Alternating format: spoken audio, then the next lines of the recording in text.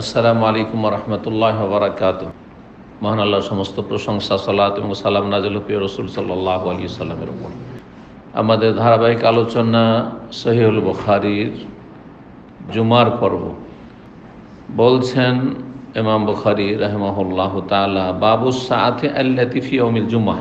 এই অধ্যায় হচ্ছে এমন একটি মুহূর্ত সম্পর্কে যেটি জুমার দিনে রয়েছে। জুমার দিনের বিশেষ একটি মুহূর্ত সম্পর্কে এই অধ্যায়। জুমার দিনের সাআতুন মানে বর্তমান যুগে সাআতুন মানে দুটি অর্থ হয়। একটা ঘড়ি, সা ঘড়ি, যে কোনো ঘড়িকে কি বলা হয়? সা বলা হয়। সে হাতের ঘড়ি সাতুলিয়া, দেয়াল ঘড়ি তো দেয়ালের সাথে সাতুজ্জেদার, টেবিলের হলে সাতুত তাওয়েলা, ঘড়ি। আর একটি অর্থ হচ্ছে সা মানে ঘন্টা। সা মানে কি? ঘন্টা। ঘন্টা মানে 60 মিনিটের ঘন্টা। 60 মিনিটকে কি বলা হয়? সা বলা হয়। কিন্তু হাদিসে তখনকার যুগে 60 মিনিটে ঘন্টা হয় আর 60 সেকেন্ডে 1 মিনিট হয়, এসব ভাগ ছিল না। ঘড়ি ছিল না, এসব ভাগ ছিল না। শুধুমাত্র একটি হাদিস রয়েছে যেটা বলেছি জুমা সম্পর্কে। জুমার দিনে 12টি কি রয়েছে? সা রয়েছে। জুমার দিন হচ্ছে 12 ঘন্টা। তো এখান থেকে বলা যায় যে আনুমানিক, সে ছোট দিন হোক আর বড় দিন হোক, বড় দিনে লম্বা হয়ে যাবে, ছোট দিনে ছোট হয়ে যাবে, কিন্তু জুমার দিনকে নবী সাল্লাল্লাহু আলাইহি ওয়াসাল্লাম 12টি ভাগে ভাগ করেছেন। 12 ভাগে ভাগ করেছেন। আর প্রথম ঘন্টায় প্রথম ভাগে যে চলে আসবে সে পাবে কি কুরবানি বা কি সাদকার সব? ওট সাদকার সব। দ্বিতীয় ভাগে দ্বিতীয় ঘন্টাতে যে আসবে 12 ঘন্টার মধ্যে, সে হচ্ছে গরু গাভী কোরবানি বা সাদকার সব। তৃতীয় আপনার দম্বা বা ছাগল। চতুর্থ ঘন্টা সার রাবেয়া, সেটা হাঁস, যে নাসাইর হাদিস যদি ওতে অ্যাড করেন তাহলে, যেখানে 6 ঘন্টার কথা বলা হয়েছে 5 ঘন্টা হলে এটা কমে যাবে। আর তারপরে পঞ্চম ঘন্টায় আসবে মুরগি সাদকার পাবে। আর ষষ্ঠ ঘন্টায় যে সাদেসা, তাহলে এই ভাগ। আর তারপরে বাকিগুলো সব বিকেলবেলা, দুপুর থেকে পরে। এই 6 ঘন্টার পরে বাকি সময়টা, এটা জুমার সময় না, জুমার সময় শেষ হয়ে যাচ্ছে। জুমার সময় শেষ হয়ে যাচ্ছে। কেউ যদি পড়ে সেটা অপছন্দনীয় সময়, বিলম্বে। তো আর জুমার সময় জওয়ালের আগে না পরে এই বিষয়টি আলোচনা করেছি। জি, বিস্তারিত মোটামুটি আলোচনা হয়েছে এগুলো। এখন সেটি হচ্ছে জুমার দিনের বিশেষ মুহূর্ত সম্পর্কে। বিশেষ মুহূর্তটি কি? যেই মুহূর্তে দোয়া করলে দুনিয়া আখেরাতের যা কিছুই চান, যদি দোয়া কবুল হয়, বাধা না থাকে, তাহলে সেই দোয়া আল্লাহ অবশ্যই কবুল করবেন। বাধা যদি আপনার ভিতরে থাকে তো আপনি সমস্যা, আপনার দোয়ায় আপনি সমস্যা সৃষ্টি করছেন। আর যদি এমন কোনো বাধা আপনার মধ্যে না থাকে, তাহলে আপনার দোয়ার মাঝে আল্লাহর মাঝে কোনো রকমের বাধা নেই। স্পষ্ট হাদিস। চলেন আগে হাদিসটা দেখেন, তারপরে সেই মুহূর্তটি কি জানবো। 935 নম্বর হাদিস। হাদিস বর্ণনা করেছেন ইমাম বুখারী রাহিমাহুল্লাহর ওস্তাদ ইমাম আব্দুল্লাহ বিন মাসলাম আল কানাবী। তার ওস্তাদ ইমাম মালিক রাহিমাহুল্লাহ, 4 ইমাম প্রখ্যাত ইমাম, মদিনার ইমাম, মুহাদ্দিস ফাকিহ। তার ওস্তাদ হচ্ছেন আবু জিনাদ, তার কুনিয়াত নাম ছিল তার আব্দুল্লাহ বিন জাকওয়ান। তার ওস্তাদ হচ্ছেন আরাজ, আব্দুর রহমান ইবনে হুরমুজ আল আরাজ। জি, তাবেঈ। আর সেই তাবেঈ বর্ণনা করেছেন, তিনি বিখ্যাত ছাত্র আবু হুরায়রা রাদিয়াল্লাহু তাআলা আনহু বলছেন, আন আবি হুরায়রা, আবু হুরায়রা রাদিয়াল্লাহু তাআলা আনহু থেকে তিনি বর্ণনা করে বলছেন, আবু হুরায়রা কি বলছেন, আন্না রাসূলুল্লাহ যাকারা ইয়াউমাল জুমআ, রাসূলুল্লাহ সাল্লাল্লাহু আলাইহি ওয়াসাল্লাম একবার জুমার দিনের আলোচনা করলেন। যাকারা মানে কি বললাম? আলোচনা করা। তাহলে জিকির মানে বেশ কিছু অর্থ হয়, তার একটি হচ্ছে আলোচনা করা। সুতরাং আল্লাহর কথা আলোচনা করছেন, আল্লাহর দ্বীনের কথা আলোচনা করছেন, আল্লাহ রসুলের কথা আলোচনা করছেন, এগুলি সব হচ্ছে আল্লাহর জিকির। এই জন্য দ্বীনি মজলিস হচ্ছে মজলিসে জিকির। দ্বীনি হালাকায় যে আমরা বসে আছি হালাকা করে, হ্যাঁ, এটা হচ্ছে হালাকায় জিকির। এইটা হচ্ছে আসলে সূক্ষ্ম কোরআন সুন্নাহর আলোকে হালাকায় জিকির।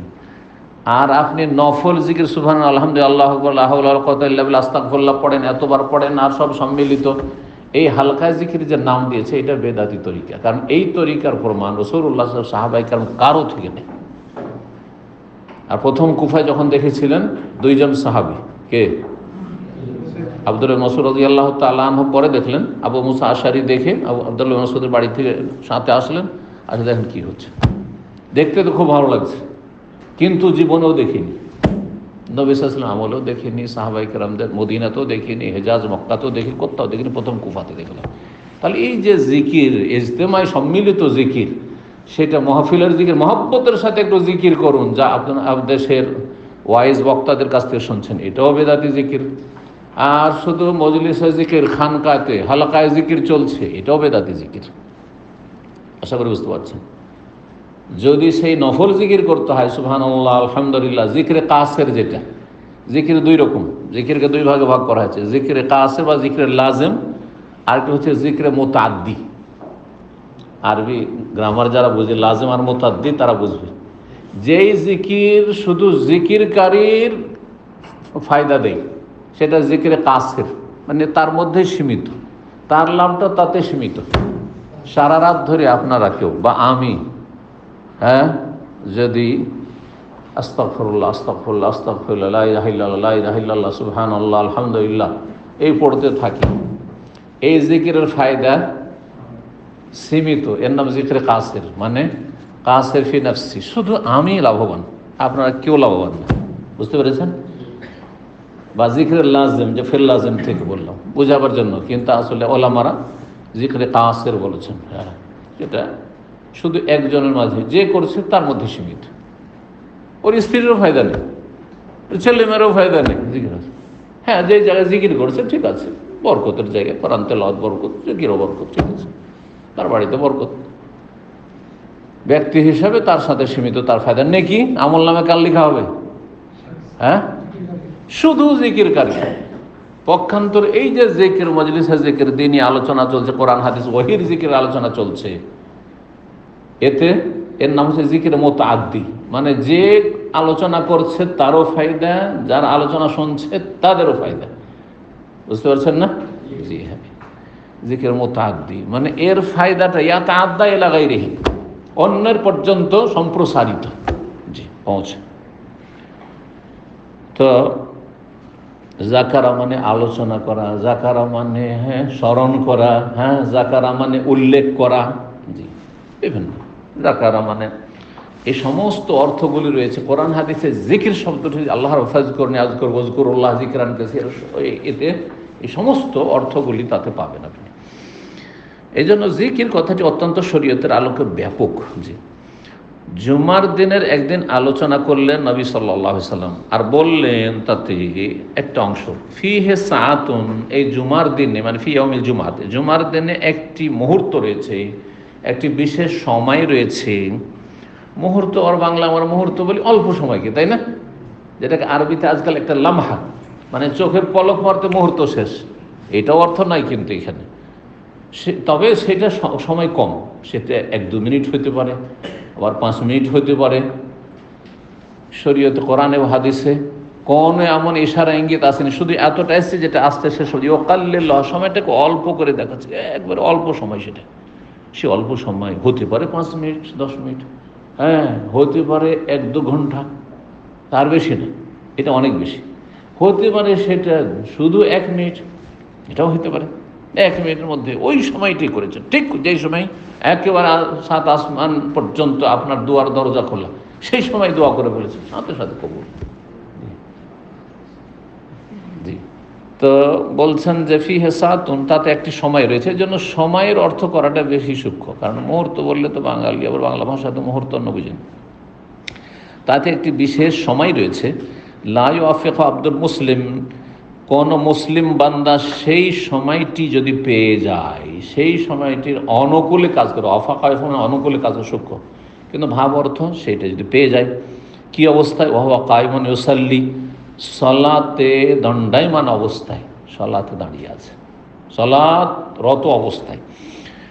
ইয়াসআলুল্লাহ তাআলা শাইআন, আর মহান আল্লাহর কাছে কিছু চাই, কিছু চাই, সেটা খায়রুদ দুনিয়া, দুনিয়ার ভালাই হোক, অথবা খায়রুল আখিরাহ হোক, রব্বানা আতিনা ফিদ দুনিয়া হাসানা ওয়া ফিল আখিরাতি হাসানা, যাই হোক না কেন, ইল্লা আতাহু ইয়াহু, আল্লাহ তাকে অবশ্যই দেবেন। কিন্তু যেমনটা বললাম, আমার আপনার মধ্যে যেন বাধা না থাকে। দোয়া কবুলে বাধা হচ্ছে আপনি দোয়া করছেন কিন্তু দোয়া ইখলাস নেই, দোয়া করছেন আল্লাহর কাছে কিন্তু পুরোপুরি আস্থা আপনার ডাক্তারের ওপর, দোয়া করছে আল্লাহ তুমি রোগ ভালো করে দাও, কিন্তু আপনার আল্লাহর উপর তাওয়াক্কুল নেই। তাওয়াক্কুল কিসের উপর? ভালো একটা ডাক্তারের কাছে পৌঁছে দিতে পেরেছি রুগীকে, ভালো একটা হসপিটালে ভর্তি করতে পেরেছি, আলহামদুলিল্লাহ, টাকা পয়সা যথেষ্ট, আলহামদুলিল্লাহ বলছেন, ওগুলো সব ঠিক আছে, টাকা যথেষ্ট আছে, যতই খরচ হোক না কেন চিকিৎসাতে কোনো রকম ত্রুটি না থাকে, চিকিৎসার ওপর এটাকে বলা হচ্ছে তাআল্লুকুল কলবি গায়রিল্লাহ, আল্লাহ ছাড়া অন্যের সাথে অন্তর সম্পৃক্ততা। গত সপ্তাহে জাদুল মাঝে আলোচনা করেছি, এটা বড় একটা রোগ, এটা শিরক।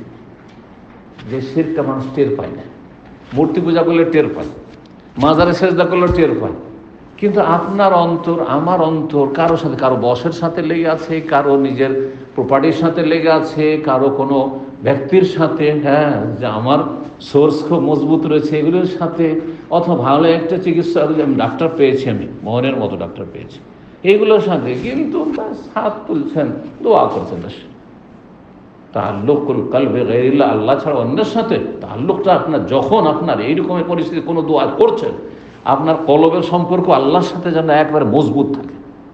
এটা গুরুত্বপূর্ণ একটা বিষয় দোয়া কবুলের ক্ষেত্রে। আমি নিয়ে ছাড়বো, পাবো অবশ্যই, কেন পাবো না আমি? হ্যাঁ, কেন আল্লাহ দেবেন না? অবশ্যই নেব। এইরকম মন মানসিকতা তৈরি হতে হবে। ছোট বাচ্চার সাথে দোয়াকারীকে তুলনা করা হয়েছে। ছোট বাচ্চা যখন জিদ করা শুরু করে, না দিলে মা বাবার কোনো উপায় নেই, ওর জিদ কোনো রকম পুরা করতেই হবে, না ছোট বান্ধা। জানেন এগুলো, আমরা ছোটোকালে দেখেছি, বা আমরাও হয়তো অনেকেই করেছি। তো ওইভাবে চাইতে হবে আল্লাহর কাছে। আর আরেকটি হচ্ছে কি, হারাম রিজিক নাই, হারাম খাচ্ছেন, হারাম পড়ছেন, রুজির ঠিকানা নেই যে কোথা থেকে আসছে, কোথায় থেকে আসছে। রুজিতে যদি গড মিক্স থাকে হালাল হারামের, তাহলে ফান্না ইউস্তাজা বলে দেখ সহিহ মুসলিম হাদিস, তাহলে কেমন করে দোয়া কবুল হবে?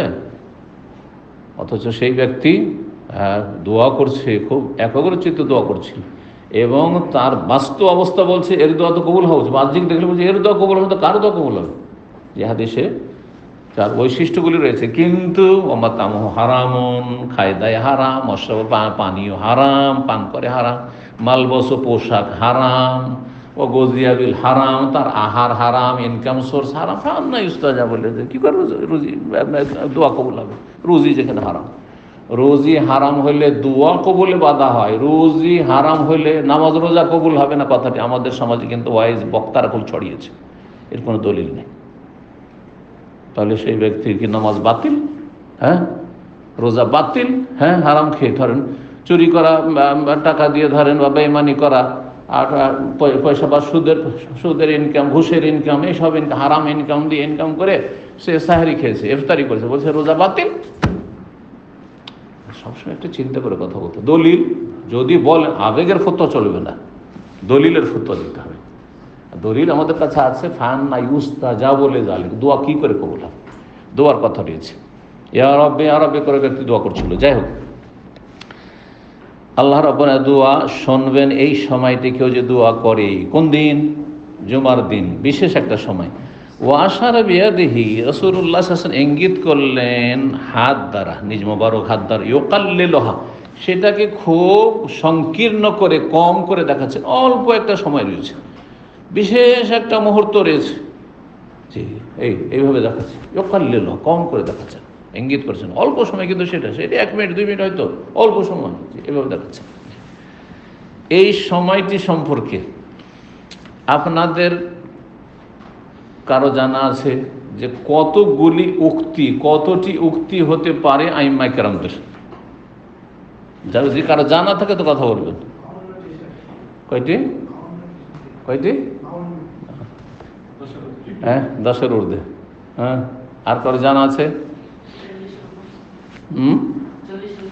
মাশাআল্লাহ, দেখেন, এই জন্য উমর রাদিয়াল্লাহু তাআলা আনহু তার মজলিসে প্রবীণ লোকদের পাশে ইবনে আব্বাসকে বসে। এটা আমাদের ইবনে আব্বাস, কথা বুঝতে পারছেন? মাশাআল্লাহ। হাফেজ ইবনে হাজার রহমতুল্লাহ আলাইহি, তার প্রসিদ্ধ কিতাব সহিহ বুখারীর শারহ ফথুল বারী লেখার পরে ওলামায়ে কেরামরা দেখলেন যে তার আগে যতগুলি ভাষ্য লেখা হয়েছে সেগুলিকে সবগুলিকে টপকে চলে গেছে, এত এত ভালো সারা, এত ভালো ভাষ্য। তখন তারা বলছিলা হিজরাতা বাদাল ফত, একটি হাদিসকে প্রবাদ বানিয়ে দিয়েছিলেন তারা। লা হিজরাতা বাদাল, মক্কা বিজয়ের পরে হিজরত নেই। হাদিস না নবী সাল্লাল্লাহু আলাইহি ওয়াসাল্লামের, মক্কা বিজয় হয়েছে আবার কিসের হিজরত? দারুল ইসলাম, মক্কায় বাস করা মদিনা বাস করা সমান। কিন্তু মক্কা বিজয়ের আগ পর্যন্ত যারা মক্কার লোকেরা মুসলমান হবে তাদের জন্য মদিনা হিজরত করে আসা ফরজ ছিল, অথবা দারুল কুফর অন্য এলাকায় কাফেরদের এলাকায় আছে, মদিনা হিজরত করে আসা ফরজ ছিল। আসো নবী সাল্লাল্লাহু আলাইহি ওয়াসাল্লামের কাছে এসে জিহাদ করো আর পাশে থাকো, দিন শিখো, ইলম শিখো, ফরজ ছিল। লা হিজরাতা বাদাল ফাত, ফাথুল বারীর পরে অন্য কোন সারহা ভাষ্যের দিকে হিজরত করার কোনো প্রয়োজন নেই। এর বুঝলেন? ফথুল বারী লেখা হয়ে গেছে, ফথুল বারী বাদ দিয়ে অন্য কোনো সারহা পড়বো এর কোনো প্রয়োজন নেই। লা হিজরাতা বাদাল ফাত, এটি সেই যুগের উলামায়ে কেরামদের মন্তব্য। 12 খণ্ডে রয়েছে, একটা খণ্ড শুধু তাতে সূচি, 13 খণ্ড ওটি দিয়ে।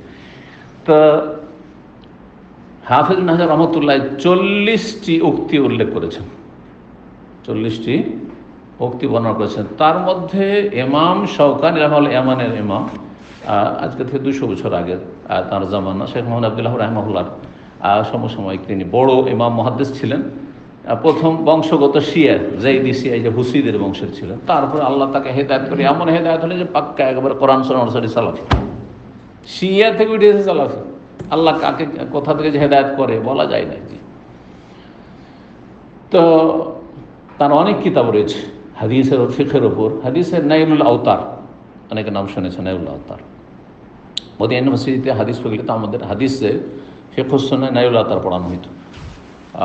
বুখারী মুসলিম এগুলো পড়া হয়েছে, কিন্তু নাইলুল আওতার শুধু ফিকহ পড়াবার জন্য, আর সনদ টনদ এগুলো পড়াবার জন্য তখন বুখারী, মুসলিম, আবু দাউদ, নাসাই, তিরমিজি, ইবনে মাজাহ এগুলো পড়েছিলেন। তো তিনি সেখানে 20-এর বেশি ওই ফথুল বারী থেকে নকল। ফথুল বারী লেখা হয়েছে 852 হিজরিতে, তার ইন্তেকাল, ইবনে হাজার রহমাহুল্লাহ 9ম শতাব্দীতে। আর তিনি 200 বছর আগে তার থেকে 20-এর বেশি উক্তি নকল করেছেন। এতগুলি উক্তি রয়েছে। এই একটি সময় সম্পর্কে এত গুরুত্ব ওলামারা কেন দিয়েছেন? কারণ সময়টি অত্যন্ত গুরুত্বপূর্ণ। সুতরাং এটা নিয়ে গবেষণা অনেক বেশি হয়েছে, আর যত গবেষণা হবে তত কল্পনা জল্পনা হবে, আর তত নানা ভাষা নানা মত হবে। কথা বুঝতে পেরেছেন? এইরকমটা হয়েছে।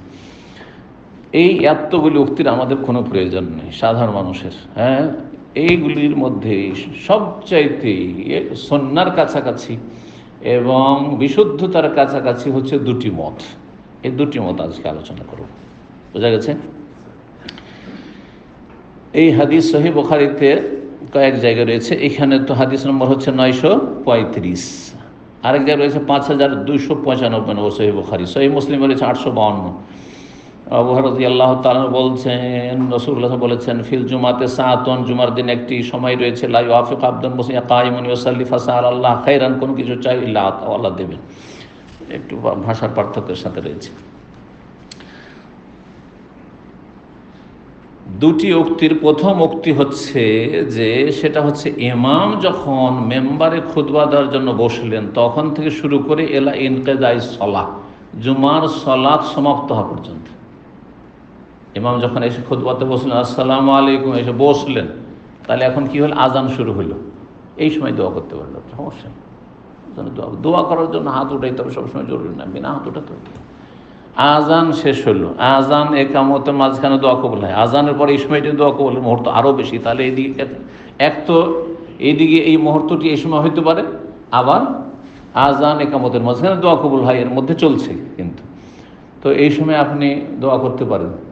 তারপরে খুতবা শুরু হয়ে গেল, খুতবা তো আপনাকে শুনতে হবে, নীরব থাকতে। গতকালকে আলোচনা করেছি, ওয়াজিব খুতবা শোনা, ওয়াজিব চুপ থাকা ওয়াজিব। তাদের দোয়া করতে পারছেন না, তাহলে কি করবেন? ইমাম সাহেব যে দোয়া করছেন তারপর আমিন বলতে পারেন। জি, তারপরে 2 খুতবার মাঝখানে যে সামান্য মুহূর্ত রয়েছে, 1 মিনিট, আধা মিনিট, যাই হোক না কেন, ওতে দোয়া করবেন। আমি একটু আমল করি আলহামদুলিল্লাহ। আর এই সময় যদি হাত উঠিয়ে দেন, হাত ওঠা বাধ্যতামূলক, হাত উঠিয়ে দোয়া করেন, সম্মিলিত নয়, তাও জায়েজ আছে, কিন্তু সেটাকে সুন্নত মনে করবেন না। হ্যাঁ, জায়েজ। আর দোয়ার একটি শিষ্টাচার আদব হচ্ছে যে হাত উঠালে ভালো, সুতরাং করতে পারেন, মাঝে মধ্যে হাত উঠেন, মাঝে মাঝে হাত না উঠে, এই সময়টা গুরুত্বপূর্ণ। তারপরে চলতে থাকলো, খুতবা শেষ হয়ে গেল, খুতবার শেষে ইমাম সাহেব দোয়া করছেন, আমিন আমিন বললেন আপনি। তারপরে একামত হচ্ছে, একামতের সময় এখনও তাকবীরে তাহরিমা হয়নি, দোয়া করছেন। তারপরে সালাত শুরু হলো, সালাতে সূরা ফাতিহা দোয়া। সূরা ফাতিহাতে আপনি হেদায়েত চাইছেন না? হেদায়েতের চাইতে বড় নিয়ামত কি আছে? সিরাতে মুস্তাকিমের নিয়ামতের চাইতে বড় নিয়ামত আছে বাকি পৃথিবী? মাগজুব আলাইহিম চরমপন্থী, আর দল্লিন হচ্ছে শিথিলপন্থী। জাহান্নামী হচ্ছে চরমপন্থী আর শিথিলপন্থী। কথা বুঝতে পেরেছেন? সহজ ভাষা। চরমপন্থী যারা বাড়াবাড়ি করেছে, আর যারা ফরজ অজেবের পরকারণে তারা হচ্ছে শিথিলপন্থী। বেনামাজি, মুসলিম সমাজে বেনামাজি, পাপী, বিভিন্ন পাপে যারা সুদখোর, মদখোর, হারামখোর যত আছে, এরা হচ্ছে শিথিলপন্থী, দিন পালন করে না। আর যারা ধর্মের নামে শিরক বিদআত করছে, মজার পূজা, পীর পূজা, আর এইসব সুফিজমের বিষয়, সুফিজম ছাড়া কোনো আধ্যাত্মিক রুহানিয়তি নাই তাদের, এরা হচ্ছে চরমপন্থী। এরকমই জঙ্গি, এরা চরমপন্থী। দুই দিকে জাহান্নাম। মাঝখানে সিরাত মুস্তাকিম, কোরআন সুন্নাহ অনুসরণ করুন, সাহাবায়ে কেরামদের আদর্শ সামনে রেখে, মানহাজে সালাফ সামনে রেখে।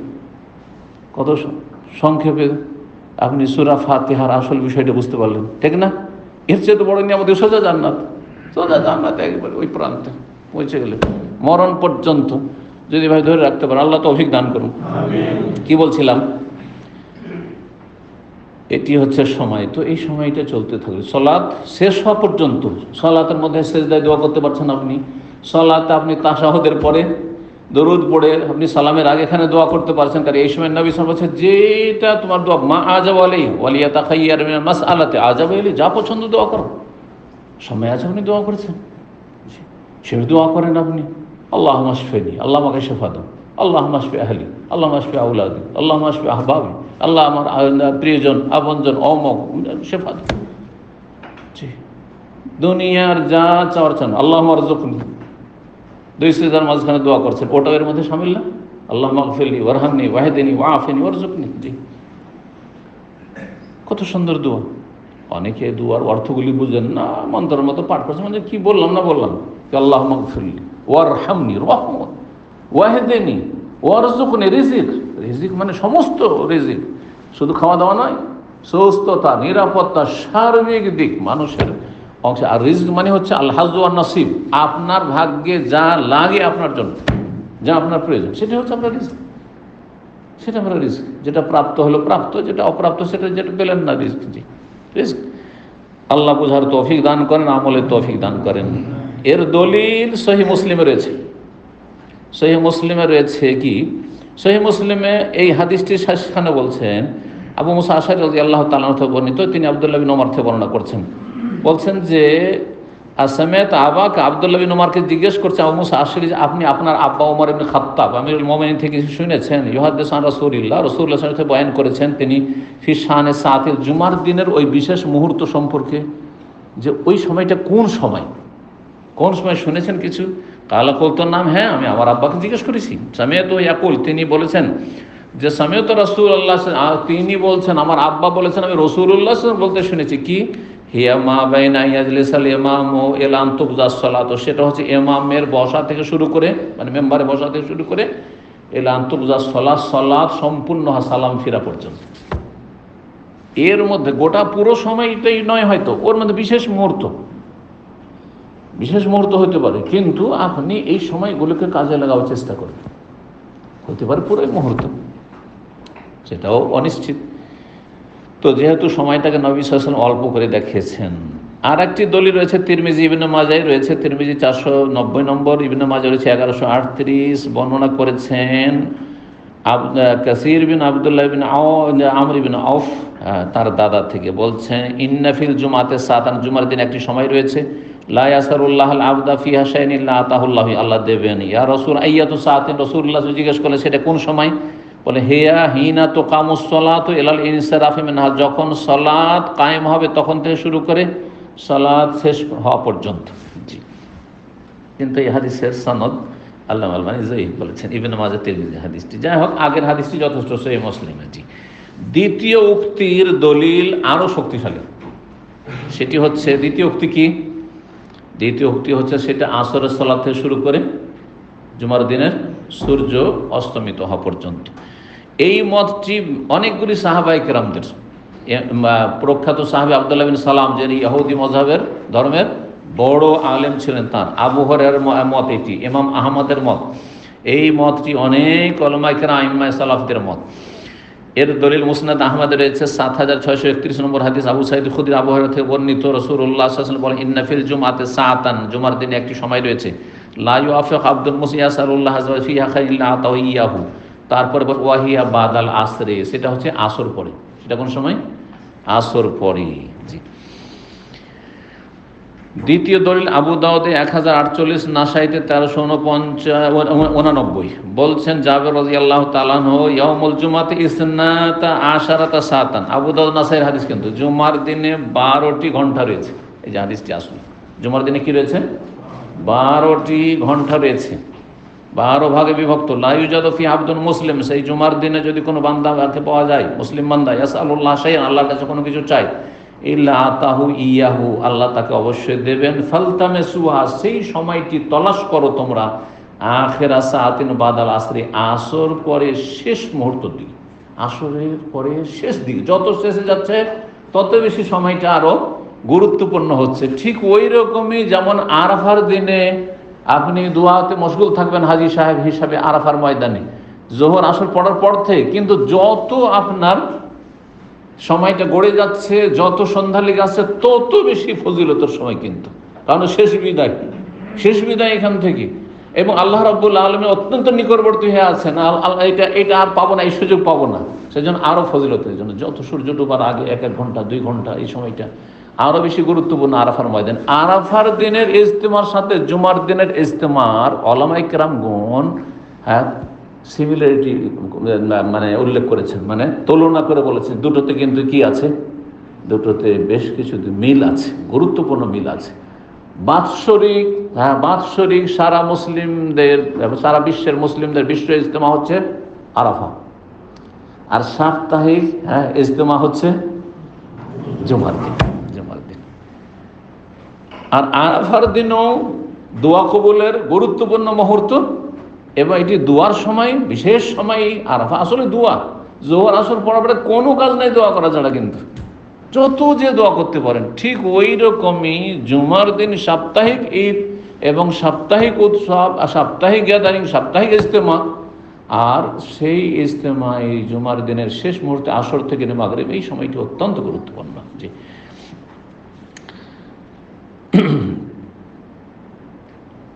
ইবনে মাজায় আরেকটি হাদিস রয়েছে 1139 নম্বর হাদিস, তাতে বলছে, হে আখিরু সাআতিন নাহার, দিনের শেষ সময়, জুমার দিনের শেষ সময়। যখন এই কথা বললেন কে? আব্দুল্লাহ বিন সালাম রাদিয়াল্লাহু তাআলা আনহু হাদিস বর্ণনা করছেন যে সেই সময়টি হচ্ছে দিনের, জুমার দিনের শেষ সময়।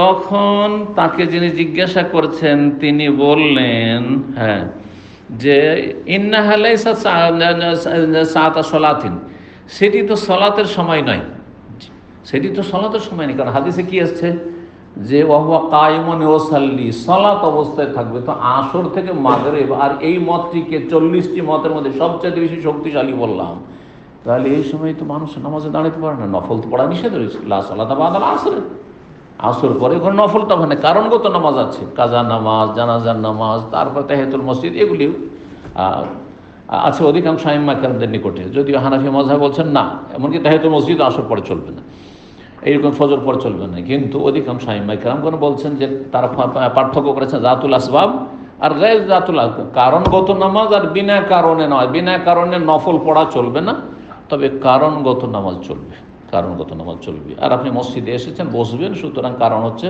মসজিদে ঢোকা বা বসা, কারণ হচ্ছে কিসের? 2 রাকাত সালাতে তাহিয়াতুল মসজিদ পড়বেন। এই মতটি বেশি শক্তিশালী। যাই হোক, তো বলছেন এটা তো নামাজের সময় না, আর আপনি বলছেন আসর থেকে মাগরিবের মাঝখানে দোয়া কবুল হয়। কালা বালা, হ্যাঁ, কিন্তু শোনো, ইন্নাল আবদাল মুমিন, মুমিন বান্দা ইজা সাল্লা সুম্মা জালাসা, নামাজ পড়ার পরে এক নামাজের পরে আরেক নামাজের জন্য যদি অপেক্ষায় বসে থাকে, তাহলে আর কি উদ্দেশ্য? লা ইয়াবেসু ইল্লা সালাত, শুধু তাকে নামাজ সেখানে আবদ্ধ করে রেখেছে, ফাহুফিস সালাত, তাহলে সে সালাত অবস্থাতেই আছে, সালাতের নেকি পাচ্ছে। এই জন্য হাদিস আছে যে আজান হওয়ার সাথে সাথে বা আগেই থেকে কেউ চলে গেছে, মাগরিব পরে এসা পড়েই যাবো, বসে থাকি না, যতক্ষণ মসজিদে বসে আছেন উজু অবস্থায় ততক্ষণ পর্যন্ত ফিস সালাহ হাদিসে রয়েছে, সালাতে আপনি নামাজে আছেন, নামাজ পুরো নামাজ পড়ার নাকি পাচ্ছেন, অথচ আপনি সালাতে না, নামাজে না। তো আসর থেকে মাগরিব যেই ব্যক্তি কি করছে, দোয়া করছে, বসে আছে, কিসের জন্য বসে আছে, মাগরিব পড়ে বেরোবো, আমি ওযু করে প্রস্তুত হয়ে আছি, মাগরিব পড়ে বেরোবো। এই ক্ষেত্রে উলামা কেরামদের আরেকটি গুরুত্বপূর্ণ কথা বলি, আমল, বাস্তব আমল। সালাফরা অনেকেই আমল করেছেন, বেশ কিছু সালাফ আইম্মা কেরামদের জীবনীতে এই বিষয়গুলি উল্লেখ করা হয়েছে। সাহাবায়ে কেরামরা এরকম করেছেন অনেকে, আসর পর মাগরিব পর্যন্ত মসজিদে বসে থেকে যেতেন জুমার দিনে, আর দোয়া করতে থাকতেন, যাতে করে এই সময়টি হাত ছাড়া না হয়। আসর থেকে মাগরিব যে কোনো সময় হতে পারে, দোয়াতে আছি, মসজিদে আছি, মসজিদে বসে যেতেন। তো এটা একটা পদ্ধতি, যদি কেউ পারেন।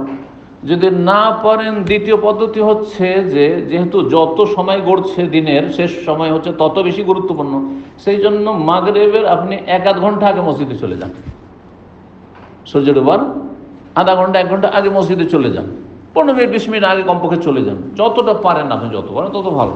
আর গিয়ে আপনি দোয়া করতে লাগেন, এই সময়টাই চান্স নেন আপনি, যাতে করে আপনার দোয়াটা আল্লাহর কাছে কবুল হয়। কথা বোঝা গেছে না? তো এইভাবে। আর তৃতীয় স্টেজে 1 নম্বর 2 নম্বর বললাম, 3 নম্বর হচ্ছে আসর থেকে মাগরিবের এই সময়ের ফজিলত হাসিলের জন্য যে আপনি বাড়িতেই উযু করে নির্জনে বসে যান। অনেক আইম্মা কেরামগণ জীবনীতে এটা উল্লেখ করা হয়েছে যে তারা করতেন কি, আসর পরে উযু করে বসে নির্জনে, কোনো ছেলে মেয়েদের সাথে, স্ত্রীর সাথে নেই, একেবারে নির্জনে একা এক রুমে বসে আল্লাহর কাছে দোয়া করছে। এটা একটা তরিকা। হয়তো মসজিদে যাওয়া সম্ভব নয়, অথবা মসজিদ খোলা নেই, অথবা মসজিদে যাবো না, আমি নির্জনে করব, এখানে আমার বেশি খুশি হবে। অনেকের মানুষের সামনে কান্না আসে না, কিন্তু একা আল্লাহর সাথে ও দিল খুলে কথা বলতে পারবে, দিল খুলে দরখাস্ত করতে পারবে। সুতরাং তার জন্য এটা ভালো বেশি। যার মানুষের সামনে কান্না আসবে না, নির্জনে আসবে, তার জন্য এটা বেশি ভালো যে নির্জনে সে নিজের বাড়িতেই আসর থেকে মাগরিব দোয়া করবে। আল্লাহ যেন আমাদের আমলের তৌফিক দান করেন। কথা লম্বা হয়ে গেল, কিন্তু গুরুত্বপূর্ণ বিষয়টি ছিল। 38 নম্বর অধ্যায় বলছেন, বাবুন, এই অধ্যায় হচ্ছে এজা নাফারান নাসু আনিল ইমাম ফি সলাতিল জুমাতে, জুমার সলাতে মানে জুমার দিনে জুমা মসজিদে লোকেরা ছিল, আর হঠাৎ করে কি হয়েছে, লোকেরা চলে গেল। নাফারান নাস মানে খারাজান নাস, জনগণ চলে গেল ইমামের কাছ থেকে ফি সলাতিল জুমার, জুমার সলাতের অবস্থায় মানে জুমার দিনে খুতবা অবস্থায়, জুমার সলাত অবস্থায় তো কেউ যাবে না, কিন্তু তার আগ পর্যন্ত খুতবা চলছে, ওই সময় যদি ধরেন খুতবা চলতে চলতে বেশ কিছু লোক মসজিদে বেরিয়ে চলে গেল, এটা হইতে পারে না? পারে না? মনে আছে এখানে এক সময়, আল্লাহ হেফাজত করুক, মুসলিম দেশের আল্লাহ হেফাজত করুক, মুসলিম সমাজের আল্লাহ হেফাজত করুক। এইখানে ইসলামের শত্রুরা মসজিদে বম ব্লাস্টিংয়ের এইসব শুরু হয়েছিল না, এক সময় হয়েছিল না, হয়নি? তখন জামে মসজিদে কেউ ছিলেন সেই দিনে? আমার জুমার খুতবার সেই দিন অনুবাদ ছিল, আমি তো প্রথম সামনের দিকে ছিলাম, পিছন থেকে একটু হুট করে কি একটু আওয়াজ করে উঠেছে, আর এমন শুরু হয়েছে, সুবহানাল্লাহ, মানুষের পায়ের তলে দোলে শেষ হয়ে যাওয়ার মতো অবস্থা হয়েছে। পেছন দিকে যারা পালিয়েছে তাদের অবস্থা খুব খারাপ, অনেকগুলি দরজা ভেঙে ফেলেছে। আর সামনের দিকে যারা ছিলেন শহীদ হবো, আল্লাহ সামনের দিকে গিয়ে শহীদ হবো, মসজিদের বাইরে পালাচ্ছে না। তো সবাই পিছন থেকে এমন ধাক্কা দিয়েছে আমাদের দিকে, আমি দ্বিতীয় তৃতীয় কাতার সামনের দিকে ছিলাম, আমাকে আমার ছেলে বাচ্চাগুলো ছিল সব 2-3টে, সবাই ছেলেরা তখন ছিল, সবাই এখানে ছিল, সব নিয়ে সামনের দিকে আমরা একবারে কিবলার দিকে এসে হাজির। ইমাম সাহেব তো খুতবা থেমে দিয়েছেন। কে কে ছিলেন ওই এই দৃশ্য? এই যে দেখেন এতগুলি সাক্ষী আছে, আল্লাহু আকবার। চিন্তা করো, এইরকম অবস্থা যদি মসজিদে পালিয়ে গেল, খুতবা চলছে, পালিয়ে গেল, তো কি করবে? আমার খুতবা বন্ধ করে দিবে? বলছেন এই কথা ইমাম বুখারী। আল্লাহ না করে এরকম পরিস্থিতি হয়, নবী সাল্লাল্লাহু আলাইহি ওয়াসাল্লাম আমলে হয়েছিল। ওই যে সামদেশ থেকে গম এসছে, আর এই মোনাফিকরা কিনে নেবে এক্ষুনি, মোনাফিকদের তো নামাজ টামাজ নেই, আখেরাত নেই, আর ওই ইয়াহুদিরা কিনে নেবে, আর তো পাবো না আমরা, ছেলে মেয়ে কী খাবে? হ্যাঁ, হয়তো বছরে কয়েকবার এগুলো আসছে, সবসময় পাওয়া যায় না। আল্লাহু আকবার, কি যে অভাব ছিল, কি যে কষ্ট ছিল মানুষের। আলহামদুলিল্লাহ। তো বলছেন যে ইমামের কাছ থেকে জুমার দিনে জনগণ যদি বেরিয়ে চলে যায় বা পালিয়ে যায়, বেরিয়ে চলে যায়, আর ইমাম থাকলেন, ব্যাস ইমাম আছেন, বলছেন ফাসলাতুল ইমামে, আর তার সাথে 2-4 জন যারা আছেন, বলছেন ফাসলাতুল ইমামে, ইমামের সালাত, ওমান বাকি, আর যারা মসজিদে অবশিষ্ট থেকে গেছে, জায়েজাতুন, জায়েজ। এই নয় যে সিংহভাগ চলে গেল আমাদের নামাজ হবে না, এমাম একজন খুতবা, সর্বনিম্ন জুমার জন্য সংখ্যা, এই বিষয়টি মনে আলোচনাই করা হয়নি, মাসলা না এসছে আলোচনায়, আসেন মনে হয়, কারণ সহিহ বুখারীতে এ মর্মে হাদিস আসেনি, আর অধ্যায়ও আসেনি, তো বিষয়টিও আসেনি। সর্বনিম্ন জুমা কায়েমের জন্য কয়জন লাগবে? হ্যাঁ, কেউ বলেছেন 40 জন, এটা উত্তম জুমা, কিন্তু এটা শর্ত না। 40 জন হলে একটা মানিয়ে যায় জুমা, আর 20 জন 30 জন নিয়ে জুমা পড়ছেন, এটা কোনো জুমা হলো? জুমা মানে কয়েক ওক্তীয় মসজিদ মিলে, গোটা এলাকা অঞ্চল মিলে একটি জুমা করতে হবে, এটা হচ্ছে শরীয়তের বিধান। কিন্তু মদিনায় মসজিদ নবী ছাড়া অন্য কোনো মসজিদে জুমা হইতো না, রাসূলুল্লাহ সাল্লাল্লাহু আলাইহি ওয়াসাল্লাম কোনোদিন হয়নি, জি, তখনকার যুগ। তো এটি হওয়া উচিত, কিন্তু দুঃখজনক যে আমাদের দেশে মানুষের ব্যক্তি স্বার্থের জন্য প্রত্যেকের নিজ নিজ ভিটামাটিতে জমা মসজিদ, যাবো না ওর ভিটামাটিতে, কেন যাবো ওর জমিতে? আউযু বিল্লাহি মিনাশ শাইতানির রাজিম, আল্লাহ হেফাজত করুন, কলবকে আল্লাহ সাফ করার তৌফিক দান করুন। তো কি বলছিলাম, সর্বনিম্ন কয়জন লাগবে? ইখতিলাফ রয়েছে। কেউ বলেছেন যে 2 জনই হবে, ইমাম খুতবা দেবে আর একজন শ্রোতা, বাস যথেষ্ট 2 জন। আর কেউ বলেছেন না 2 জন না 3 জন। তো যাই হোক, আল্লাহ না করে এরকম পরিস্থিতি কখনো হয়, জি। তো বলছেন যে ইমামের নামাজ এবং যারা তার সাথে থাকবেন মসজিদে তাদের নিয়ে নামাজ জায়েজ, জুমা হয়ে যাবে, বাকি যে গেল গেল। 936 নম্বর হাদিস, হাদিসের বর্ণনাকারী সাহাবী জাবের ইবনে আব্দুল্লাহ রাদিয়াল্লাহু তাআলা আনহুমা, তিনি বলছেন, বাইনামা নাহনু নুসাল্লি মা নবী সাল্লাল্লাহু আলাইহি সাল্লাম, কোন একদিন আমরা রাসূলুল্লাহ সাল্লাল্লাহু আলাইহি সাথে সালাত আদায় করছিলাম, জুমার সালাত ছিল। ঈদ আকবালাত ঈরুন, হঠাৎ করে কাফেলা আসে। কাফেলা বলা ঈর এমন দলকে, ব্যবসায়ী দলকে যারা মাল সামান পণ্য এক দেশ থেকে আরেক দেশে নিয়ে আসে, ঈর। এই জন্য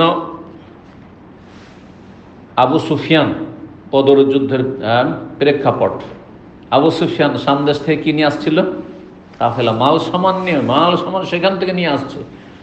সামদেশ থেকেও মাল সামান পণ্য নিয়ে এসে মক্কার বাজারে যা বিক্রি হইলো, আবার এখান থেকে নিয়ে চললো দক্ষিণ দিকে ইয়ামানে বিক্রি করতে, আবার ইয়ামানে বিক্রি করে ওখান থেকে ইয়ামানের সামান যেগুলো সামদেশে পাওয়া যায় না, ওখান থেকে নিয়ে চলে আসলো, আর তারপরে নিয়ে এসে মক্কায় যা হইলো প্রয়োজন, আর তারপরে এখান থেকে নিয়ে চললো আরো বেশি লাভ হবে সামদেশে, প্যালেস্টাইন, দামেস্ক, ওই দিকে বিক্রি করতে চলে গেল।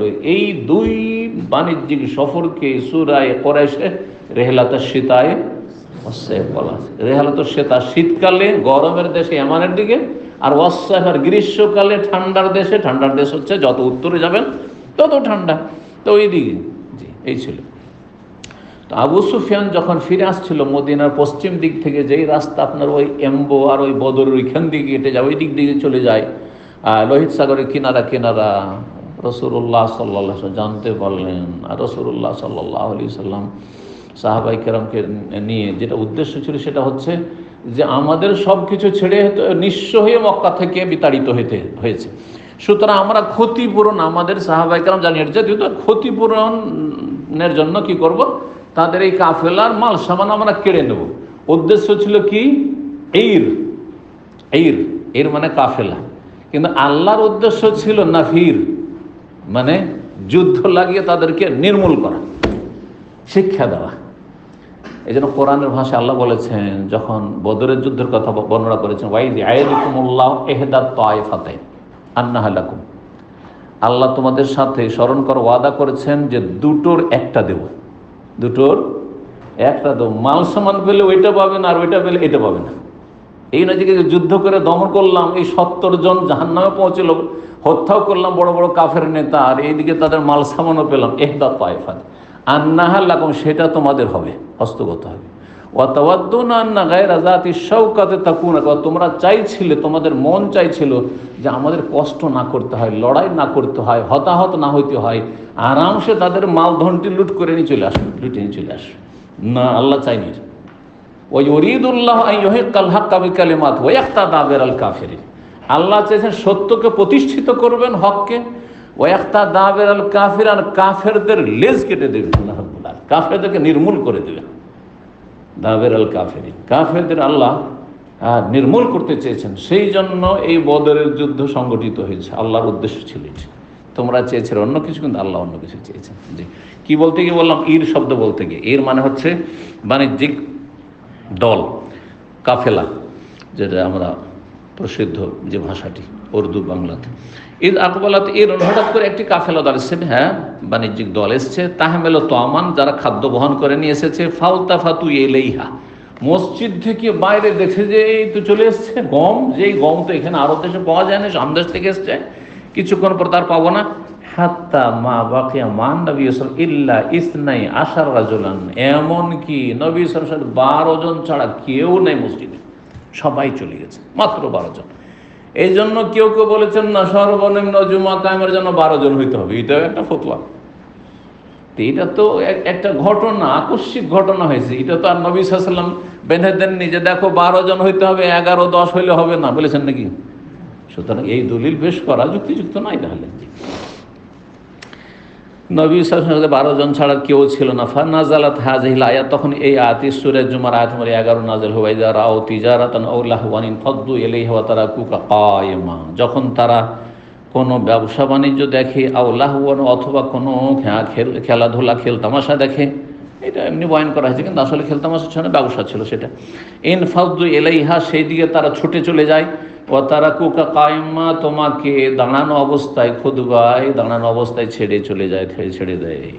কুল মা ইনদাল্লাহি খায়রুম মিনাল লাহওয়ি ওয়া মিনাত তিজারা, আল্লাহর কাছে যা আছে এই জুমার সওয়াব, সেইটি তোমাদের এই দুনিয়ার স্বার্থ, খেলাধুলা বা ব্যবসা বাণিজ্য এর চাইতে অনেক অনেক গুণে উৎকৃষ্ট। খায়রুম মিনাল লাহওয়ি, আল্লাহু খায়রুর রাজিকিন, রিজিক নিয়ে কেন এত চিন্তা করছো? আল্লাহু খায়রুর রাজিকিন, আল্লাহ সবচেয়ে উত্তম রিজিক দাতা। এত রিজিক আসতে লাগলো জিহাদ ফি সাবিলিল্লাহর মাধ্যমে, গনিমতের ফাইল, যে ওমর ইবনে আব্দুল আজিজ রাহিমাহুল্লাহর যুগে মানুষ জাকাত দেওয়ার জন্য মানুষ খুঁজে বেড়ায়, বলছে আজকে জাকাত নেব না, ও গতকালকে গত বছর বললেনি তো আমি বেড়ান দেবো না, জাকাত নেওয়ার লোক খুঁজে বেড়ায়। আল্লাহ। 39 নম্বর অধ্যায় হচ্ছে বাবু সলাতে বাদাল জুমাতে ওয়া ক্বাবলা, এই অধ্যায় হচ্ছে জুমার পরে এবং জুমার আগে কত রাকাত সালাত পড়বেন। জুমার ফরজ সালাত 2 রাকাত, জুমার আগে কত রাকাত আর জুমার পরে কত রাকাত। জুমার আগের ক্ষেত্রে হাদিস নিয়ে আসেনি, একটি শুধু হাদিস নিয়ে এসছেন। জুমার আগে কত পড়বেন এই হাদিস এখানে নিয়ে আসেননি, তবে গতকালকের আলোচনাতে এসছে যে নবী সাল্লাল্লাহু আলাইহি ওয়াসাল্লাম কি বলেছেন, জনক ব্যক্তি এসে যখন জুমার খুতবা শুরু হইতে বসে গেল, কি বললেন?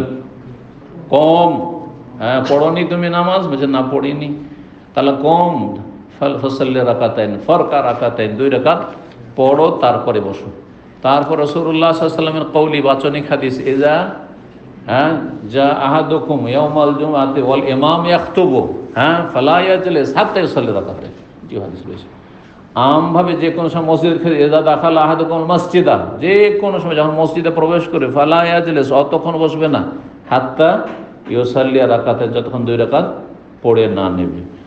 তো জুমার দিনের ক্ষেত্রে যেহেতু নবী সাল্লাল্লাহু আলাইহি ওয়াসাল্লাম 2 রাকাত পড়তে বলেছেন, সুতরাং 2 রাকাত এসে তাহিয়াতুল মসজিদের নিয়তে পড়া, এটি হচ্ছে সুন্নাতে মুআক্কাদা। তারপরে হাদিস রয়েছে, আরেকটি হাদিস এর আগে কিন্তু পড়েছে জুমার পর্বগুলোতে, কি জুমার দিনে যে ব্যক্তি আগে ভাগে আসলো, তারপরে ফাসাল্লা মা কুতিবা লাহু, তার ভাগ্যে যা লেখা আছে সে সালাত আদায় করলো। তার মানে আপনি যত পারেন নফল পড়তে থাকেন, যা আপনার লিখনি ভালো করার চেষ্টা না করতে হবে। আমি তো জানি না আমার কি লেখা আছে, না আগে থেকে ধরে নেব যে আমার নেগেটিভ লেখা আছে সুতরাং আমল করবো না, নাকি? এটা তো জাহান্নামীদের কাজ। দুনিয়ার ক্ষেত্রে তো তা করেন না। দুনিয়ার ক্ষেত্রে আপনারা এই যে প্রবাসে এসেছেন, নেগেটিভ কখনো চিন্তা করেছেন? তকদিরে যদি না থাকে তো সৌদি আরব গিয়েও 1টা রিয়াল পাবো না, দরকার কি? আর তকদিরে যদি থাকে তো দেশেই থেকে রিয়াল পাবো। কেউ করেছেন এই কাজ? করেননি তো। কত কষ্ট করে সেখানে থাকছে। দুনিয়ার ক্ষেত্রে বড়ই চালাক চতুর মাশাআল্লাহ, আর দিনের ক্ষেত্রে এক শ্রেণীর গোমরা, যাদেরকে শয়তান গ্রাস করেছে। ভাগ্যে যদি জান্নাত থাকে তো পাবো, আর যদি ভাগ্যে জান্নাত না, তকদির যখন লিখাই হয়ে গেছে, যদি না থাকে তো আর নামাজ রোজা কইরে কি আর পাওয়া যাবে? শয়তান গ্রাস করেছে এদেরকে। ইস্তাহওয়াজা আলাইহিমুশ শাইতান, আল্লাহ তাদের অসহায় ছেড়ে দিয়েছে শয়তানের জন্য, যেহেতু তারা আল্লাহমুখী হয়নি, সেই জন্য শয়তান তাদের উপর আধিপত্য কায়েম করেছে। আল্লাহ কোরআনের ভাষা বলছেন, জি সূরা মুজাদ, ইস্তাহওয়াজা আলাইহিমুশ শাইতান, শয়তান তাদের উপর ছেয়ে গেছে, বিস্তার লাভ করেছে, আধিপত্য কায়েম করেছে। ফানসাহুম যিকরাল্লাহ, সুতরাং আল্লাহর জিকির থেকে, ফরজ ওয়াজিব থেকে তাদেরকে অপসৃত করেছে, গাফিল হয়েছে নিজের দোষে। তো সালাত জুমার আগে 2 রাকাত পড়তে হবে, আর তারপরে নফল যত পড়বেন, আনলিমিটেড পড়তে পারেন আপনি। খুতবা শুরু হওয়া পর্যন্ত যদি মনে করেন যে আমি কোরআন তেলাওয়াত করবো না, শুধু সালাত পড়বো, এইটা আকরাব ইলা সুন্নাহর কাছাকাছি। এর মাঝখানে আমি কিছু দোয়াও করব, তাও করতে পারেন, কিছু তেলাওয়াত করব, কিছু নফল পড়বো, তাও করতে পারেন। কিন্তু হাদিস যা প্রমাণ করে সেটা হচ্ছে যে এই সময়টা বেশি বেশি নফল পড়া, যে আমলটি আজকাল কমে গেছে। আরব দেশে মাশাআল্লাহ সুন্দর সুন্দর কোরআনের কপি রাখা আছে, আর না হলে দামি দামি মোবাইল তো রাখা আছে। সুবহানাল্লাহ, কিছু লোকের অবস্থা শুনলাম যে নিজের ঘরের কোরআনকে সরিয়ে দিয়ে বলছে মোবাইলেই তো কোরআনের অ্যাপস আছে, তো আর এই কোরআন কপির কি বা প্রয়োজন। নাউযুবিল্লাহ, এটা ভালো লক্ষণ নয় মুসলিম জাতির, যে পুরোপুরি নির্ভরশীল হয়ে যাবে মোবাইলের ওপর, আর যে মোবাইল থেকে আমি কোরআন পড়বো, আর আমি কোরআন ছুঁয়ে দেখবো না, এটা ভালো লক্ষণ নয়। কিন্তু ভালো হতে পারে আল্লাহ কখন এই নিয়ামত আল্লাহ ছিনে নিতে পারে, টেকনোলজি শেষ হয়ে যেতে পারে, আর জীবনে একটা কিতাব ধরার কোনো অভ্যাস থাকবে না। এইভাবে জাতি কিন্তু মূর্খ হয়ে যাবে। ইত্তাখাযান নাসু রুউসান জুহালা, কিয়ামতের লক্ষণ কিন্তু ওইদিকে নিয়ে যাচ্ছে। সুতরাং সতর্ক সাবধান হতে বলছি ভাই বোনদেরকে। তো এই জন্য আলহামদুলিল্লাহ, আমি নিরুপায় না হলে মোবাইল থেকে কখনো কোরআন পড়ি না। নিরুপায় কখন? যখন ফ্লাইটে আছে, 2 ঘন্টার ফ্লাইট, টাইম পাস হবে না, কী করবো, পড়তে থাকি, কোরআন পড়তে থাকি। জি, এইরকমই ধরেন কোথাও এমন জায়গায় আছে যেখানে মনে করেন আমার কাছে কোরআন কপি নেই, তখন কিন্তু মসজিদে আমার কাছে কোরআন আছে, মোবাইল আছে, কেন মোবাইল পড়বো? কোরআন মুসাফ থেকে পড়বো, মুসাফ থেকে পড়লে অবশ্যই উত্তম। জি।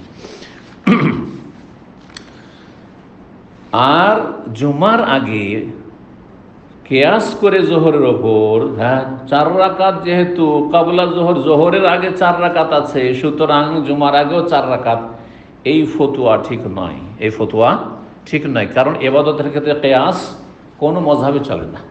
এই কায়দা কিন্তু সবার কাছে গ্রহণযোগ্য, হানাফি, শাফি, মালিক, ওয়াল ইবাদাতু লা তুকাস। ইবাদতের যুক্তি কিয়াস চলে না, ইবাদতের নাস লাগবে, কোরআন হাদিসের দলিল লাগবে। কোরআন হাদিসের দলিলে কোনো প্রমাণ পাওয়া যায় না যে নবী সাল্লাল্লাহু আলাইহি ওয়াসাল্লাম বা সাহাবায়ে কেরামগণ জুমার আগে 4-এ সীমিত করেছেন, যে জোহরেও 4, সুতরাং জুমাতেও 4 পড়তে হবে জুমার আগে। সুতরাং এই মতটি শক্তিশালী নয়, বরং দুর্বল মত। তো জুমার আগে হয়ে গেল। এখন জুমার পরের কথা হাদিসে এসছে, হাদিসটা আমরা পড়ে নিই। হাদিস 937 নম্বর বলছেন, আব্দুল্লাহ বিন উমর রাদিয়াল্লাহু তাআলা আনহুমা থেকে বর্ণিত হাদিস, আন্না রাসূলুল্লাহ সাল্লাল্লাহু আলাইহি ওয়াসাল্লাম কানা ইউসাল্লি ক্বাবলা যুহরি রাকাত। রাসূলুল্লাহ সাল্লাল্লাহু আলাইহি ওয়াসাল্লাম যোহরের আগে 2 রাকাত পড়তেন, ও বাদাহা রাকাতাইন, যোহর পরে 2 রাকাত পড়তেন। যোহরের আগে কয় রাকাত পড়তেন? 2 রাকাতের হাদিস আসলো, আর যোহরের পরে 2 রাকাত পড়তেন। কিন্তু আপনারা এই হাদিস জানেন কি? খুব কমই লোক মনে হয় জানবেন। যারা এখানে শিখছেন তারা হয়তো এই হাদিস শুনেছেন, না হলে দেশের প্রেক্ষাপটে কি জানেন যে জোহর আগে কত রাকাত? 4 রাকাত। মনে রাখবেন যে দুটোই সুন্নাত। 2 রাকাতের হাদিস আব্দুল্লাহ বিন উমর রাদিয়াল্লাহু তাআলা আনহু বর্ণনা করেছেন, যেখানে সারা দিনে সুন্নাতের রাতেবা হচ্ছে 10 রাকাতে, 10 রাকাত, যা আমি রাসূলুল্লাহ সাল্লাল্লাহু আলাইহি ওয়াসাল্লাম থেকে হাফেজ তো মিন রাসূলিল্লাহ। আব্দুল্লাহ বিন উমর বলছেন, আব্দুল্লাহ বিন উমর খুব প্রখ্যাত সুন্নতের পাবন সাহাবী, মুতাসান্নিন, বড়ই সুন্নতের পাবন ছিলেন। তাহলে তার তথ্য অবশ্যই ভুল না, এটা একটা অপশন, ইখতিয়ার আপনার, যে 2 রাকাত পড়তে পারেন। আর উম্মে হাবিবা রাদিয়াল্লাহু তাআলা আনহা উম্মুল মুমিনিন বর্ণনা করেছেন, সেই হাদিসে 12 রাকাত কথা রয়েছে। যে হাদিসে 12 রয়েছে তাতে রয়েছে জোহরের আগে 4 রাকাত, সেটিও সহিহ হাদিস, সহিহ মুসলিমে রয়েছে। সহিহ বুখারীর হাদিসে 2 রাকাতের হাদিস রয়েছে, কিন্তু সহিহ মুসলিমে 4 রাকাত হাদিস রয়েছে। সুতরাং 4 রাকাত কেউ পড়লে ভালো, যদি জোহরের আগে 4 রাকাত পড়ে তাহলে ভালো। কিন্তু এটা মনে করবে না যে সুন্নাতে মুআক্কাদা ছেড়ে দিল, কারণ এইটি কিন্তু আমাদের দেশের মানুষ আবার সুন্নাতে মুআক্কাদা বলে জানে। সুন্নাতের রাতেবাদ ছেড়ে দিল না, সুন্নাতের রাতেবাদ ইখতিয়ার আছে, 2ও পড়তে পারেন, আবার 4 পড়তে পারেন, সময় আছে আলহামদুলিল্লাহ, তারপরে ব্যস্ততাও নাই, 4 পড়েন, 2 কেন পড়েন? যদি 2 পড়েন তো কোনো অসুবিধা নেই। 2-এর হাদিস পেলে বাদাল মাগরিবে রাকাতাইন ফি বাইতিহি, আর মাগরিব পরে 2 রাকাত পড়তেন কিন্তু বাড়িতে। এটা মনে রাখেন, আমি জাদুল মাদের আলোচনায় বলেছি, অধিকাংশ আমাদের সমাজের মানুষরা বাড়িতে সুন্নাত পড়তে জানে না, অথচ নবী সাল্লাল্লাহু আলাইহি ওয়াসাল্লাম সর্বদা মাগরিবের আর এশার এই 2 রাকাত সুন্নাত, মাগরিবের পরে 2 রাকাত আর এশা পরে 2 রাকাত সবসময় কিসে পড়েছেন? বাসায় পড়েছেন। জি, বাসায় পড়েছেন। এই জন্য আমি যথাসাধ্য চেষ্টা করি বাসায় পড়ার। তবে হয়তো এমন কোনো পরিস্থিতি হয়ে গেল যে পড়েই নিতে হলো মসজিদে, সেটা আলাদা। কিন্তু বাসায় পড়লে বেশি ভালো। দেশে গিয়ে এই সুন্নত জানে না মানুষ, আর যদি বাসায় আপনি সুন্নত পড়েন তো বলি যে নামাজ চোর আছে, বলবেন না? ফতোয়া লাগিয়ে দেবে। সৌদি আরব গিয়ে নামাজকে এরা মাইনাস করে এসছে। হ্যাঁ, নামাজ চোর হাদিসই আছে। নামাজ চোর কাকে বলে এই ডেফিনেশন, এই সংজ্ঞাটাও নবীর কাছ থেকে জানতে হবে না? নবী সাল্লাল্লাহু আলাইহি ওয়াসাল্লাম বলেছেন যে আল্লাযী ইয়াসরিকু ফি সালাতি, সালাতের সারেক চোর। নামাজ চোর কাকে বলেছেন? যেই ব্যক্তি আল্লাযী লা ইউতিম্মু রুকুআহু ওয়ালা সুজুদাহু, যার রুকু সিজদা পূর্ণ না, রুকু তো গেল আর এইরকম করে থেয়ে গেল উটের মতো, পিঠকে সোজা করলো না, আবার ধাই করে উঠে গেল, স্থির হচ্ছে না, সেজদায় গেল আর সেজদায় দুইটা সোজা হয়ে বসল না, গেল আর উঠলে একটু ঝুঁকলো আবার একেবারে, হ্যাঁ, মোরগের ঠোকর দেওয়ার মতো, পাখির দানা খাওয়ার মতো, এরা হচ্ছে নামাজ চোর। আর আপনি বাড়িতে সুন্নত পড়ছেন সেজন্য নামাজ চোর, এটি মিথ্যা কথা, এটি ভুল কথা, এটি হচ্ছে জুল, মানুষের বান্দার হক নষ্ট করা। আপনি কারোর মিথ্যা অপবাদ দিচ্ছেন, এইটা বান্দার হক, কিন্তু এইটা আর সে যদি মাফ না করে আল্লাহ মাফ করবেন না, কিন্তু এটা অত হালকা বিষয় নয় কিন্তু। জি, সুন্নত নামাজ যত গোপন বা সুন্নত ইবাদত, যে কোনো ফরজ ইবাদত ছাড়া সুন্নত ইবাদত বন্দেগী নফল ইবাদত যত লুকিয়ে করে তত বেশি নেকি, কারণ কোয়ালিটি ভালো হবে। জি, তো মাগরিব পরে 2 রাকাত বাড়িতে পড়তেন, ওবাদ আল এশা, এশা পরে 2 রাকাত পড়তেন। অন্য হাদিসে রয়েছে ফি বাইতিহি, যেটা জাদুল মাদে যখন আলোচনা এসেছে তখন আমি উল্লেখ করেছি। ওয়াকানা লা ইউসাল্লি বাদ আল জুমআতি, আর জুমার পরে রাসূলুল্লাহ সাল্লাল্লাহু আলাইহি ওয়াসাল্লাম কোনো সালাত আদায় করতেন না, হাত্তা মসজিদে কিছু করতেন না, এই হাদিস বলছে। হাত্তা ইয়ানসারিফা, ফিরে আসতেন বাড়িতে, ফায়ুসাল্লি রাকাতান, তারপর বাড়িতে এসে 2 রাকাত সালাত আদায় করতেন। তাহলে জুমার পরে কয় রাকাত পাওয়া গেল হাদিস? 2 রাকাতের হাদিস পাওয়া গেল। সহিহ বুখারী 937 নম্বর হাদিস, আর অধ্যায় নম্বর হচ্ছে 39 জুমার। বুঝতে পারলেন? এখন এই মর্মে 4এরও হাদিস রয়েছে, এই মর্মে জুমার পরে 4 রাকাতের হাদিস রয়েছে, এটা আপনাদেরকে শোনাই।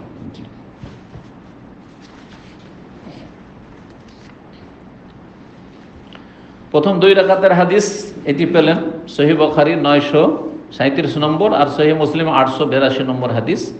কানা লা ইউসাল্লি বাদাল জুমাত হাত্তা ইয়ানসারিফা, জুমার পরে কোনো নামাজ পড়তেন না মসজিদে, নবী সাল্লাল্লাহু আলাইহি ওয়াসাল্লাম যতক্ষণ বাড়ি ফিরে নিয়ে আসতেন, ফায়ুসাল্লি রাকাতান, তারপর 2 রাকাত পড়তেন। দ্বিতীয় হাদিস বলে যে আন্নাহা 4 রাকাত, 4 রাকাত পড়তেন রাসূলুল্লাহ সাল্লাল্লাহু আলাইহি ওয়াসাল্লাম, 4 রাকাতের কথা বলেছেন, 4 রাকাতের কথা বলেছেন। আবু হুরায়রা রাদিয়াল্লাহু তাআলা আনহু বর্ণনা করছেন, হাদিস রয়েছে সহিহ মুসলিম 881 নম্বর হাদিস। তাহলে সহিহ বুখারীতে নেই 4 রাকাতের হাদিস, জুমার পরে যে 4 রাকাত, এটি সহিহ বুখারীতে নেই, সহিহ মুসলিমে আছে। এজা সাল্লা আহাদুকুমুল জুমাতা, তোমাদেরকে যখন জুমা পড়বে, ফালিয়ুসাল্লি বাদা আরবান, তারপরে যেন 4 পড়ে, তারপরে যেন 4 রাকাত পড়ে। আপনারা কয় রাকাত পড়েন? সবাই 2 রাকাত পড়ার লোক আছে? 2 রাকাত পড়লেন, আচ্ছা। তাহলে দ্বিতীয় হাদিস পেয়ে গেলেন 4 রাকাতের হাদিস। জি, এই মতটি আব্দুল্লাহ মাসউদ থেকে বর্ণিত 4 রাকাতের হাদিস, মুসান্নাফ আবি শাইবা রয়েছে। এইটি হানাফি মাযহাব পছন্দ করেছে। হানাফি মাযহাবে জুমার পরে 4 রাকাত রয়েছে, তাদের কাছে 2 রাকাত নাই কিন্তু, হ্যাঁ, 4 রাকাত। ইখতিয়ারুল হানাফিয়া, রাদ্দুল মুহতার, দুরুল মুখতার যে সারা তাতে রয়েছে। ইমাম শাফির মত, এখানে শাফি আর হানাফি মত একসাথে মিলে যাচ্ছে। জি, ইমাম শাফি রাহিমাহুল্লাহ বলছেন, আম্মা নাহনু ফানাকুল, আমরা বলবো ইউসাল্লি আরবান, যেন জুমার পরে 4 পড়ে, জুমার পরে 4 পড়ে। তৃতীয় মত, কয়টি মত হলো তাহলে? 2টো মত হয়ে গেল, 2 আর 4। তৃতীয় মত হচ্ছে আত-তাখির বাইনার রাকাতাইন ওয়াল আরবা, আপনি 2ও পড়তে পারেন, 4 অপশন, 2 পড়লেও ঠিক, 2ও পড়তে পারেন, কারণ হাদিস সহিহ ওটাও, আর 4 পড়লেও কোনো অসুবিধা নেই। তাহলে প্রথম মত কি হলো, যে 2 পড়তে হবে, 4 নয়। দ্বিতীয় মত হচ্ছে 4 পড়তে হবে, 2 নয়। আর তৃতীয় মত হচ্ছে দুটোতে ইখতিয়ার, আপনি 2ও পড়তে, কখনো 2 পড়ুন, কখনো 4 পড়েন। এটি তৃতীয় মত। ইমাম আহমদ রাহিমাহুল্লাহ বলছেন, ইনশা সাল্লা বাদাল জুমাত রাকাতান, যদি চাই তো জুমার পরে 2 রাকাত পড়ুক। ওয়াইনশা, যদি চাই কোনো ব্যক্তি, সাল্লা আরবান, 4 পড়ুক। আল মুগনি, ইবনে কুদামার 2য় খণ্ড 109 পৃষ্ঠায়। চতুর্থ মত বলছেন যে যদি মসজিদে পড়ে তাহলে কত পড়বে? 4 পড়বে, আর বাড়িতে পড়লে 2 পড়বে। এখান থেকে অনেকে বলেছেন যে সুন্নত নফল নামাজ বাড়িতে পড়লে মসজিদের দ্বিগুণ সওয়াব পাবেন। বাড়িতে পড়লে দ্বিগুণ সব। এদিকে ইঙ্গিত পাওয়া যায় না এই হাদিস দ্বারা, কারণ মসজিদে পড়লেন তখন 4 হাদিস আসলো, আর বাড়িতে 2, তাহলে 2 রাকাত পড়ে আপনি 4-এর নেকি পেয়ে গেলেন। বাড়িতে 2 পড়ার কারণে কি পেয়ে গেলেন? 4-এর নেকি পেয়ে গেলেন। এই মতটি সম্পর্কে ইমাম ইবনুল কাইয়্যিম রাহিমাহুল্লাহ বলছেন, হ্যাঁ, কালা শেখুন আবুল আব্বাস ইমাম ইবনে তাইমিয়া রাহিমাহুল্লাহ আমার শেখ, তার বিশিষ্ট ওস্তাদ এবং মুজাদ্দিদ, তিনি বলছেন ইনশাআল্লাহ ফিল মসজিদে সাল্লাহ, আর মসজিদে পড়লে 4 পড়বে, ওয়া ইনশাআল্লাহ ফি বাইতে, বাড়িতে পড়লে সাল্লাহ রাকাত 2 পড়বে। ইমাম ইবনুল কাইয়্যিম বলছেন ওয়া আলা হাযা তাদুল্লুল আহাদিস, অধিকাংশ হাদিস কিন্তু এরকমটা প্রমাণ করে যে হাদিসগুলোতে 4-এর আছে ওইটা মসজিদের সাথে, হ্যাঁ, মসজিদে পড়েছেন অথবা মসজিদে পড়তে বলেছেন নবী সাল্লাল্লাহু আলাইহি ওয়াসাল্লাম, আর যে হাদিসে 2-এর কথা আছে সেটা এই যে ইয়ানসারে বাড়িতে ফিরে এসে 2 পড়েছে। তাহলে এইভাবে ভাগ করা হচ্ছে চতুর্থ মত। আর কোনো মত হইতে পারে? আর একটি মত আছে, জীবনে শোনেননি মনে হয়, যে জুমার পরে 6 রাকাত, জুমার পরে 70 রাকাত। এই মতটি আলী রাদিয়াল্লাহু তাআলা আনহু থেকে বর্ণিত, আর একদল সালাফগণ এইরকম আমল করেছেন 6 রাকাত। নফল হিসাব বলে অসুবিধা নেই। হানাফি মযহাবের ইমাম আবু হানিফার সবচেয়ে বড় ইমামকে ইমাম আবু ইউসুফ রাহিমাহুল্লাহর মত হচ্ছে 6 রাকাত। তাহলে হানাফি মযহাব যদি ফরজ হইতো, তাহলে আবু ইউসুফ রাহিমাহুল্লাহ প্রথম ফরজ ত্যাগ করলেন না? আবু হানিফা রাহিমাহুল্লাহর কি মত? 4 পড়তে হবে। আর আবু ইউসুফ কি বলছেন? 6। তা বলছেন এখানে লেখক ওয়া হুয়া ইখতিয়ারু আবু ইউসুফ, ইমাম আবু ইউসুফ রাহিমাহুল্লাহর এটি পছন্দনীয় মত। ইমাম তাহাবি হচ্ছেন হানাফি মযহাবের বড় মুহাদ্দিস। ইমাম তাহাবি তার হাদিসের একটি কিতাব শারহ মানিল আসার, যেটাকে তাহাবি বলে মানুষরা জানে, হানাফি লোকেরা, কিন্তু কিতাবের নাম তাহাবি না, ওনার নিসবত হচ্ছে তাহাবি, কিন্তু ওনার কিতাবের নাম হচ্ছে শারহ মানিল আসার, আর একটির নাম হচ্ছে শারহ মুশকিলুল আসার। 2টি কিতাব রয়েছে হাদিসের। শারহ মানিল আসার প্রথম খণ্ড 337 পৃষ্ঠায় এই ইমাম তাহাবি এবং আবু ইউসুফ রাহিমাহুল্লাহ সম্পর্কে বর্ণনা করা হয়েছে। তারা বলছেন না 6 রাকাত। জুমার পরে কয় রাকাত? 6 রাকাত। মতগুলি মনে থাকবে কারো দেখি? 2 রাকাত, 4 রাকাত, তারপরে ইখতিয়ার 2 পড়েন না হয় 4 পড়েন, আর 4 নম্বর মত হচ্ছে বাড়িতে পড়লে 2 আর মসজিদে পড়লে 4। 5 নম্বর মত 6 রাকাত। কোনটি বেশি শক্তিশালী? ইবনে ওসাইম রাহিমাহুল্লাহকে জিজ্ঞাসা করা হয়, তখন তিনি বলেছেন যে মসজিদে পড়লে 4 আর বাড়িতে পড়লে 2, এইটি হচ্ছে শাইখুল ইসলাম ইবনে তাইমিয়া রাহিমাহুল্লাহর পছন্দনীয় মত। আর এই মতটি বেশি পছন্দনীয়, তবে ওয়াল আমরু ওয়াসিউন, এই বিষয়ে কোনো অসুবিধা নেই। কখনো 2 পড়লেন, কখনো 4 পড়লেন, তাতে কোনো অসুবিধা নেই, জায়েজ। কিন্তু এটা বেশি উত্তম যে আপনি মসজিদে পড়লে 4 পড়লেন আর বাড়িতে পড়লে 2 পড়লেন। আল্লাহু আ'লাম। আর কেউ বলেছেন না, তাখির ইখতিয়ার, হ্যাঁ, আপনার পছন্দ অনুযায়ী যখন যেটা সুবিধা, যখন 2 রাকাত সুবিধা 2 রাকাত পড়েন, 4 রাকাত সুবিধা 4 রাকাত পড়েন। আল্লাহু আ'লাম। ওয়া সাল্লাল্লাহু আলা নবিয়িনা মুহাম্মদ। আর একটু থেকে যাচ্ছে ইনশাআল্লাহ তাআলা, জুমার দিনে আমরা আলোচনা করে দিই। আমার মনে হয় এটাই ভালো হবে নাকি? হ্যাঁ, তো সালাত সম্পর্কে ইবনে ওসাইম রাহিমাহুল্লাহর মতটি যেটি, সেটিতে যেটা বললাম যে উনি ইবনে তাইমিয়া রাহিমাহুল্লাহ থেকে বর্ণনা করে তারপরে বলছেন ওয়াল্লাযী ইয়াযহারু, যেটা প্রকাশ পাচ্ছে সেটা ইম্মা তাখির বাইনা রাকাত বাইনা আরবা, হয় আপনার ইখতিয়ার যে 2 পড়েন না হয় 4 পড়েন, ওয়া ইম্মা তাফরিক, অথবা আপনি পার্থক্য করেন কিসের মাঝে, যে মসজিদে পড়লে 4 আও সাল্লা ফিল বাইত, বাড়িতে পড়লে 2, ওয়াল আমরু ফি হাযা ওয়াসি, তারপর এতে কোনো অসুবিধা নেই। হয় এটা অপশন ধরে নেন, এটা পড়েন না এটা পড়েন, আর না হলে মসজিদ আর বাড়ির মাঝে পার্থক্য করেন। এই 2টি মতের কোনো একটি নেন, এটা বেশি ভালো। কিন্তু শুধু 2 পড়বো 4 নয়, এটাও ঠিক নয়। আর শুধু 4 ধরে থাকবো 2 ঠিক নয়, এটাও ঠিক নয়। প্রথম আর দ্বিতীয় মত তাহলে ঠিক নয়। আর 6 রাকাতের যেহেতু দলিল অত শক্তিশালী নয়, তবে নফল হিসাবে কেউ যদি বাড়ায় কোনো অসুবিধা নেই, যে 4-এর পরও আমি আরও 2 নফল পড়েছি, কোনো অসুবিধা, নফলের তো কোনো লিমিট নেই। আল্লাহু আ'লাম। ওয়া সাল্লাল্লাহু সাল্লাম আলা নবিয়িনা মুহাম্মদ ওয়া আলা আলিহি ওয়া সাহবিহি আজমাইন।